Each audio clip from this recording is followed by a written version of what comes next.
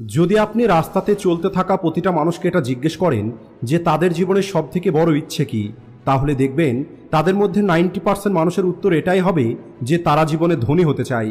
কিন্তু যদি আপনি তাদেরকে এটা জিজ্ঞেস করেন যে ধনী হবার জন্য তাদের কাছে কি প্ল্যানিং আছে, তাহলে জানতে পারবেন অনেকের কাছে কোনো পরিষ্কার প্ল্যানিং নেই। ধনী হবার অর্থ প্রতিটা মানুষের জন্য আলাদা আলাদা হয়। কিছু মানুষের জন্য ধনী হওয়ার অর্থ হলো প্রতিদিন খাবার মতো অর্থ রোজগার করা। অন্যদিকে কিছু মানুষের জন্য ধনী হওয়ার অর্থ হলো অনেক বেশি টাকা রোজগার করা, দামি গাড়ি, দামি বাড়ি, এছাড়া পৃথিবী ঘুরতে পারা। এতে কিছু যায় আসে না আপনার জন্য ধনী হবার অর্থটা কি। যদি আপনি আজকের এই ভিডিওটা দেখছেন, তাহলে এর অর্থ হলো আপনি আপনার আর্থিক অবস্থা পরিবর্তন করতে চান। যদি আপনি আপনার জীবনে এমন কিছু অর্জন করতে চান যা আপনি আজ পর্যন্ত অর্জন করতে পারেননি, তাহলে আপনাকে সেই কাজ করতে হবে যে কাজ আপনি আজ পর্যন্ত করেননি। আপনাকে আপনার কমফোর্ট জোন থেকে বাইরে বেরিয়ে আসতে হবে। কিন্তু এই পরামর্শটা আপনি এর আগেও অনেকবার কোথাও না কোথাও শুনেছেন। তাই আপনার এখন প্রয়োজন হলো প্র্যাকটিক্যাল কিছু টিপসের, কেবলমাত্র ফিলোসফিক্যাল আইডিয়া নয়।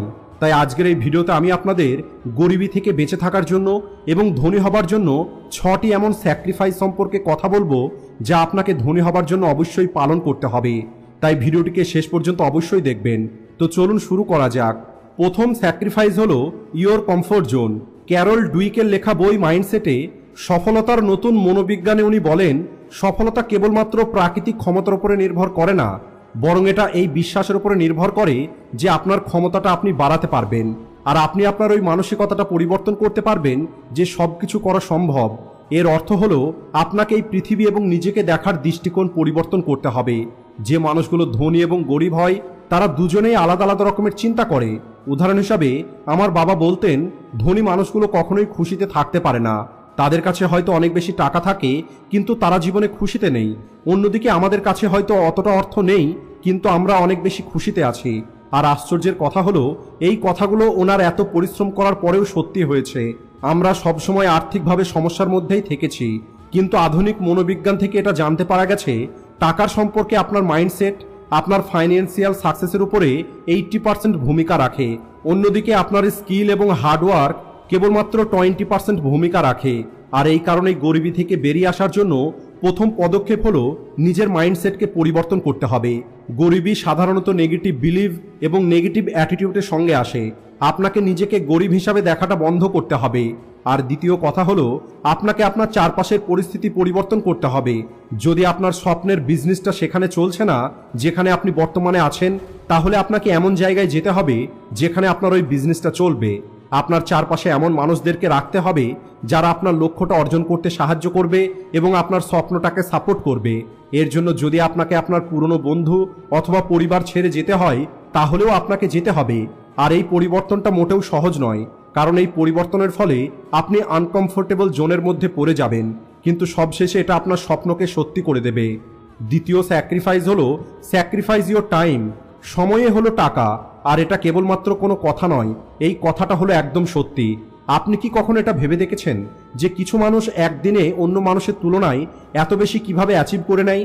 আর এই সব কিছু এর উপরে নির্ভর করে যে তারা তাদের সময়কে কিভাবে ম্যানেজ করে। সময় এবং টাকা একই সঙ্গে চলে। ধনী লোকেদের মধ্যে একটি অভ্যেস আছে, আর সেটা হলো তারা তাদের নিজের সময়কে কন্ট্রোল করতে জানে। সফল মানুষগুলো এটা খুব ভালো করে জানে হাইলি প্রোডাক্টিভ কিভাবে হতে হয়, আর নিজের কাছে থাকা প্রতিদিনের 24 ঘন্টাকে কিভাবে সঠিকভাবে ব্যবহার করতে হয়। তাই যদি আপনি জীবনে এগিয়ে যেতে চান, তাহলে আপনাকে এটা অবশ্যই চিন্তা করতে হবে যে আপনি আরও অতিরিক্ত অর্জন করার জন্য আপনি আপনার সময়কে আরও ভালোভাবে কিভাবে ব্যবহার করতে পারবেন। উদাহরণ হিসাবে, যদি আপনি সকাল 9টা থেকে 5টা পর্যন্ত কাজ করেন, তাহলে আপনি আপনার বাকি সময়ে কি করেন? আপনি কি আপনার বাড়িতে বসে কেবলমাত্র বিশ্রাম করেন আর নেটফ্লিক্স দেখেন, নাকি আপনি নতুন কোনো স্কিল শেখার জন্য অথবা সাইড কোনো প্রজেক্টে কাজ করার জন্য আপনার প্রতিদিনের 2 থেকে 3 ঘন্টা ব্যয় করেন, যা ভবিষ্যতে আপনাকে ভালো প্যাসিভ ইনকাম তৈরি করে দেবে? নিজের ফ্রি টাইমকে ত্যাগ করাটা সহজ নয়, কিন্তু আপনি যদি আপনার জীবন পরিবর্তন করতে চান, তাহলে আপনাকে আপনার ফ্রি টাইমকে স্যাক্রিফাইস করতেই হবে। Number 3, sacrifice mediocrity. হার্ডওয়ার্ক করাটা অনেক বেশি প্রয়োজন, আর অনেক মানুষ রবিন শর্মার লেখা 5 AM ক্লাবকে সাপোর্ট করে। দ্রুত ঘুম থেকে ওঠা, বাস্তবে এটা আপনার দিনকে ভালোভাবে শুরু করতে পারে। এছাড়া এটা আপনাকে হাইলি প্রোডাক্টিভ তৈরি করতে পারে। যদিও কেবলমাত্র হার্ডওয়ার্ক করে এবং সকালে দ্রুত ঘুম থেকে উঠে সফলতার কোনো গ্যারান্টি পাওয়া যাবে না। বাস্তবে যেটা গুরুত্বপূর্ণ সেটা হলো আপনাকে স্মার্টলি কাজ করতে হবে। উদাহরণ হিসাবে যদি সকাল 5টার সময় ঘুম থেকে উঠে সবার আগে অফিসে চলে আসা এমপ্লয়ির কথা চিন্তা করেন, সে ওই অফিসের সবার কাছে প্রিয় হয়ে যাবে, কিন্তু এর ফলে সে প্রতি মাসে বোনাস পাবে না। তাই ফাইন্যান্সিয়াল সাকসেস পাওয়ার জন্য আপনাকে হার্ডওয়ার্কের পরিবর্তে স্মার্ট ওয়ার্ক করতে হবে। প্রতিটা মানুষের কাছেই প্রতিদিন 24 ঘন্টা থাকে। এখানে পার্থক্য কেবল এটা যে আপনি ওই সময়টা কতটা স্মার্টলি ব্যবহার করতে পারেন। আপনাকে হাইয়েস্ট রিটার্ন দেওয়া কাজগুলোকে বেশি গুরুত্ব দিতে হবে এবং সেই কাজগুলো থেকে বেঁচে থাকতে হবে যে কাজগুলো আপনার লক্ষ্য অর্জন করার জন্য প্রয়োজন নেই। Number 4, sacrifice self gratification. যতক্ষণ পর্যন্ত আপনি হঠাৎ করে লটারি জিতে না যাবেন বা পূর্বপুরুষের কাছে থেকে আপনি অনেক বেশি টাকা না পেয়ে যাবেন, ততক্ষণ পর্যন্ত টাকা সেভ করার জন্য আপনাকে খুব ভালোভাবে প্ল্যানিং তৈরি করতে হবে। এতে কিছু যায় আসে না বর্তমানে আপনি কত টাকা রোজগার করেন। যদি আপনি আপনার গরিবি থেকে বাইরে বেরিয়ে আসতে চান, তাহলে আপনাকে বুদ্ধিমত্তার সঙ্গে আপনাকে ইনভেস্ট করাটা শিখতে হবে, আর আপনাকে আপনার আনন্দগুলোকে স্যাক্রিফাইস করতে হবে।